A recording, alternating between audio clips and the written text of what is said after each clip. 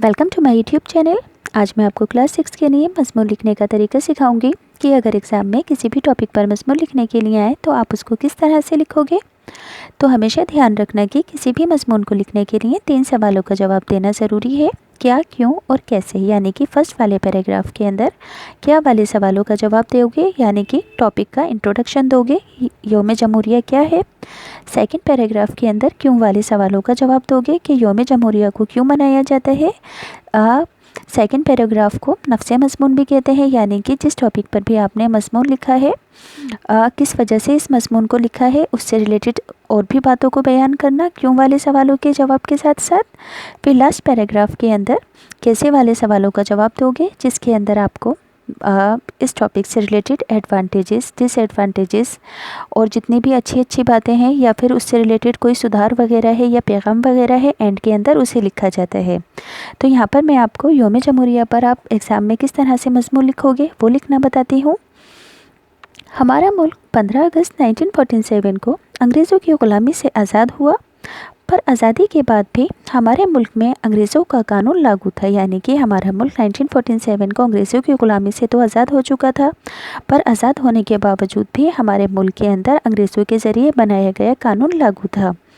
हमारा आइन डॉक्टर भीमराव अंबेडकर की रहनुमाई में एक कमेटी के ज़रिए तश्कील पाया था। यानी कि देश का संविधान, देश का कॉन्स्टिट्यूशन डॉक्टर भीमराव अंबेडकर की रहनुमाई में एक बहुत बड़ी कमेटी के ज़रिए बना था, और यही आइन 26 जनवरी को मुल्क में नाफिज किया गया था। यानी कि ये जो आइन डॉक्टर भीमराव अंबेडकर की रहनुमाई में बनाया गया था, इसी आइन को 26 जनवरी को मुल्क में लागू किया गया था, नाफिज किया गया था।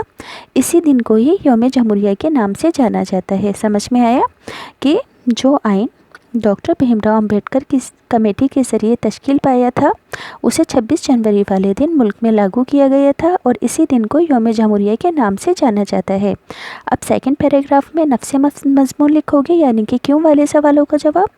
तो यहाँ पर लिखोगे, मुल्क के सभी लोग इस कौमी त्यौहार को बड़े धूमधाम से मनाते हैं। इस दिन विजय पार्क से एक अज़ीमुश्शान जुलूस शुरू होकर दिल्ली के मुख्तलिफ इलाकों से गुज़रता हुआ लाल किले पर जाकर ख़त्म होता है। ध्यान रहेगा कि मुल्क के सभी लोग इस कौमी त्यौहार को बड़ी धूमधाम से मनाते हैं। इस दिन विजय पार्क से एक अज़ीमुश्शान जुलूस शुरू होकर दिल्ली के मुख्तलिफ इलाकों से गुज़रता हुआ लाल किले पर जाकर ख़त्म होता है। इस जुलूस में फ़ौज, पुलिस और स्कूलों के लड़के लड़कियां हिस्सा लेते हैं। जुलूस में सभी रियासतों की खूबसूरत झांकियां भी दिखाई जाती हैं। यौम जमहूरिया की परेड देखने दूर दूर से लोग आते हैं।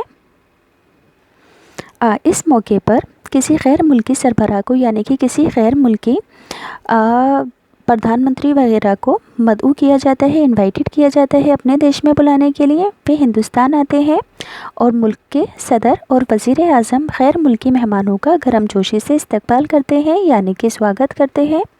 अब लास्ट के अंदर कैसे वाले सवालों का जवाब, यानी कि ख़ात्मा लिखोगे। इससे रिलेटेड जितनी भी अच्छी बातें हैं उन्हें बयान कर दोगे। तो इस दिन सदर जमहूरिया हिंद फ़ौज की सलामती लेते हैं, ख़ास लोगों को तमग़े और सनद पेश करते हैं, असनाद पेश की जाती है, यानी कि अवार्ड्स वगैरह दी जाती हैं। बहादुर और सूरमा की बेवाओं को नवाजते हैं, यानी कि ये अवार्ड्स उन सिपाहियों की बेवाओं को दिए जाते हैं जिन्होंने देश की हिफाजत के लिए अपनी जान गंवा दी थी। इससे मुल्क के नौजवानों में खुशी की लहर दौड़ जाती है। रात को तमाम सरकारी इमारतों पर रोशनी की जाती है। इस दिन पूरे मुल्क में हर जगह सरकारी छुट्टी रहती है। तो इस तरह से आप एग्ज़ाम में यौम जमहूरिया पर क्लास 6 के लिए मज़मून लिखोगे। अगर आपको ये वीडियो अच्छे से समझ आई है तो प्लीज़ चैनल को सब्सक्राइब करना, वीडियो को लाइक करना और अपने दोस्तों के साथ भी शेयर करना, ताकि उनकी भी हेल्प हो सके।